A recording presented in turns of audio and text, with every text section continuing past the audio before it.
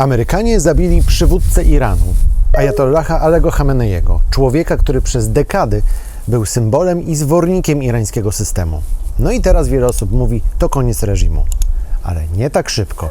Iran nie jest sparaliżowany, dalej działa i dalej odpowiada. I właśnie o tym paradoksie chcę Ci dzisiaj opowiedzieć.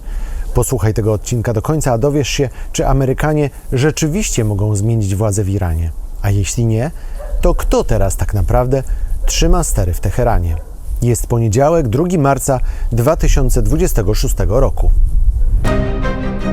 Wyjaśniamy. Na podcast Świat zaprasza Wojciech Cegielski, korespondent zagraniczny Polskiego Radia.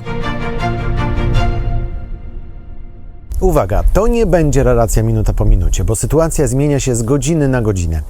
To będzie taka mapa sensu w 5 prostych punktach, tak żeby osoba bez kontekstu zrozumiała, co się stało, kto ma władzę, co może się wydarzyć, no i na co patrzeć w kolejnych dniach. A na końcu dam Ci 2 scenariusze.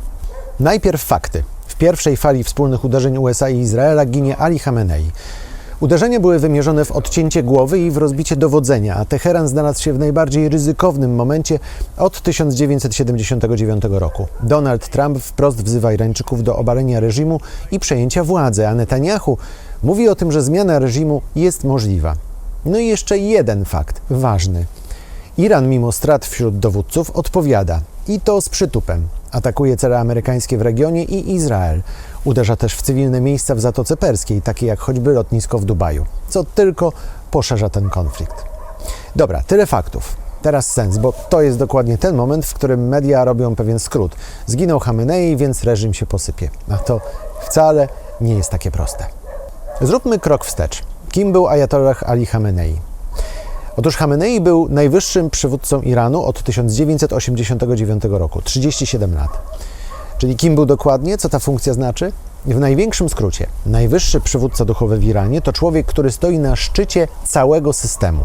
Ale uwaga, on nie działa jak dowódca, który codziennie rano decyduje, dzisiaj uderzamy w to lotnisko, dzisiaj robimy to, sprzedajemy to, a dzisiaj uderzamy w Dubaj. Nie, on jest od pewnego kierunku.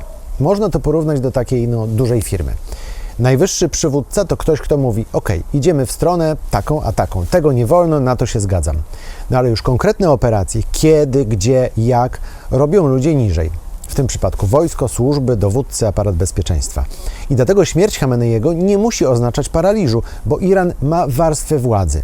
Na górze jest najwyższy przywódca, symbol, autorytet, parasol nad całym systemem. Niżej aparat państwa i bezpieczeństwa, ci, którzy wykonują decyzje i pilnują porządku. Jeszcze niżej instytucje, które mają procedury, na przykład na czas kryzysu. To nie jest państwo oparte wyłącznie na jednym człowieku. No i kolejna ważna rzecz, mechanizm sukcesji. W Iranie jest on tak skonstruowany, że Chamenei przez lata miał wpływ na instytucje, które wybierają jego następcę. Kandydaci do zgromadzenia ekspertów są weryfikowani przez Radę Strażników, a ta jest mocno spleciona z systemem władzy. To znaczy, Chamenei był zwornikiem, ale jednocześnie budował system, który ma przeżyć jego odejście. No i teraz dochodzimy do sedna. Otóż śmierć Chameneiego to cios w głowę, ale nie musi wyłączyć całego silnika. Jeśli kręgosłup, czyli aparat bezpieczeństwa i różne inne instytucje dalej działają, no to wszystko jest w porządku. Dobra, czyli Chamenei nie żyje. I co dalej? Otóż irańska telewizja państwowa potwierdziła jego śmierć, no a potem ogłoszono tymczasową radę 3 osób, która ma przejąć władzę wykonawczą w trybie awaryjnym. Ta trójka to prezydent Masud Pezeshkian, szef wymiaru sprawiedliwości Gholam Hossein Mohseni i duchowny Ali Reza Arafi. Ten ostatni jest teraz takim tymczasowym najwyższym przywódcą. No i teraz tak, kto wybiera następcę najwyższego przywódcy? Zgromadzenie ekspertów, czyli 88 duchownych. To ciało jest wybierane w wyborach, no ale kandydaci są wcześniej weryfikowani, więc to nie jest taki otwarty konkurs, że każdy się może do niego zgłosić. Druga ważna rzecz. Ten proces jest w dużej mierze zamknięty, za drzwiami, bez przejrzystego głosowania na oczach całego świata. Nazwiska zwykle nie są podawane z wyprzedzeniem, a dyskusja toczy się za kulisami. I teraz najważniejsze pytanie. Czy oni w ogóle będą chcieli wyjść szybko z tym nazwiskiem? No bo jeśli wojna trwa, no to pojawia się prosta obawa. Czy następca nie stanie się następnym celem? Zresztą jeden z izraelskich dyplomatów na moje pytanie, czy Arafi, ten tymczasowy ajatollah, tak go nazwijmy, także nie jest teraz celem Izraela, mówi mi, owszem, jest. Czy w takim razie ta trójka może w ogóle bezpiecznie spotykać się w jednym miejscu? No bo w skrócie, mechanizm jest, ale działa w warunkach, które nie są normalne. To jest tak naprawdę sukcesja pod ostrzałem. Teraz najtrudniejsza część. Czy reżim się posypie? No i tu od razu powiem jedno. Tego nie da się przewidzieć i opowiedzieć jednym słowem, bo to nie jest domino. Zginął lider, no i wszystko się sypie. Najprościej, żeby reżim upadł, muszą się spełnić 3 warunki naraz. Po pierwsze, ludzie na ulicy. Czy jest masowy bunt, który rośnie z dnia na dzień i którego nie da się już zatrzymać? Problem jest taki, że społeczeństwo jest bardzo podzielone. Część ludzi owszem nienawidzi systemu, część go popiera, a część boi się chaosu i woli już taki zły porządek, który znamy, od braku porządku. Po drugie to aparat siłowy, czyli służby, wojsko, korpus strażników rewolucji. Jeśli oni są zwarci i posłuszni i czerpią z tego systemu benefity, no to reżim potrafi przerwać nawet wstrząsy, które z zewnątrz wyglądają jak koniec reżimu. Jeśli zaczną się dzielić, kłócić, działać każdy na własną rękę, wtedy zaczyna się prawdziwe ryzyko. Szansa na to na razie jest niewielka.